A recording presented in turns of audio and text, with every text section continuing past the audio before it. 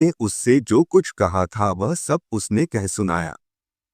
उसे सुनकर वे ऋषिगण आपस में इस प्रकार कहने लगे, अहो, क्षात्रतेज कैसा प्रबल है, जिससे बालक में भी इतनी अक्षमा है कि अपनी विमाता का कथन उसके हृदय से नहीं टलता।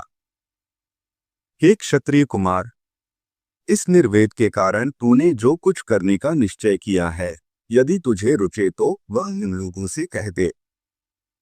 और हे अतुलित तेजस्वी, यह भी बता कि हम तेरी क्या सहायता करें, क्योंकि हमें ऐसा प्रतीत होता है कि तू कुछ कहना चाहता है।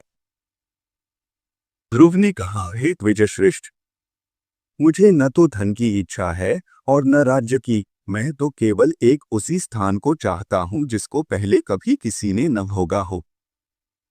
हे मुनिश्रेष्ठ, आपकी यही सहायता होगी कि आप मुझे भली प्रकार यह बता दें कि क्या करने से वह सबसे अग्रगण्य स्थान प्राप्त हो सकता है।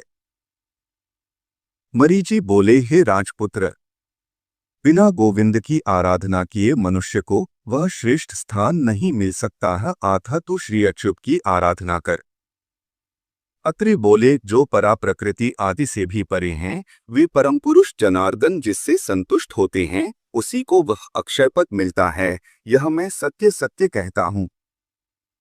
अंगिरा बोले, यदि तू अगिर स्थान का इच्छुक है तो जिन अव्ययात्मा अच्युत में यह संपूर्ण जगत ओतप्रोत है, उन गोविंद की ही आराधना कर।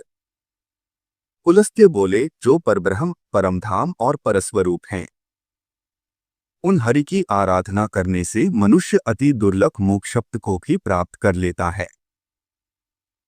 पुलह बोले, हे सुव्रत, जिन जगतपति की आराधना से इंद्र ने अत्युत्तम इंद्रपद प्राप्त किया है, तो उन यज्ञपति भगवान विष्णु की आराधना कर।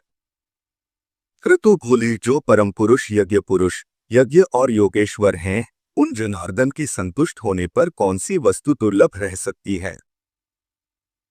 वशिष्ठ बोले, हे वत्स, विष्णु भगवान की आराधना करने पर तू अपने मन से जो कुछ चाहेगा वही प्राप्त कर लेगा, फिर त्रिलोकी के उत्तमोत्तम स्थान की तो बात ही क्या है। ध्रुव ने कहा, है ऋषिगण, मुझ विनीत को आपने आराध्य देव तो बता दिया, अब उसको प्रसन्न करने के लिए मुझे क्या जपना चाहिए है बताइए।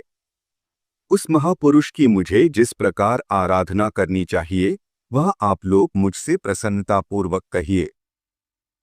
ऋषिगण बोले, हे राजकुमार, विष्णु भगवान की आराधना में तत्पर पुरुषों को जिस प्रकार उनकी उपासना करनी चाहिए वह तू हमसे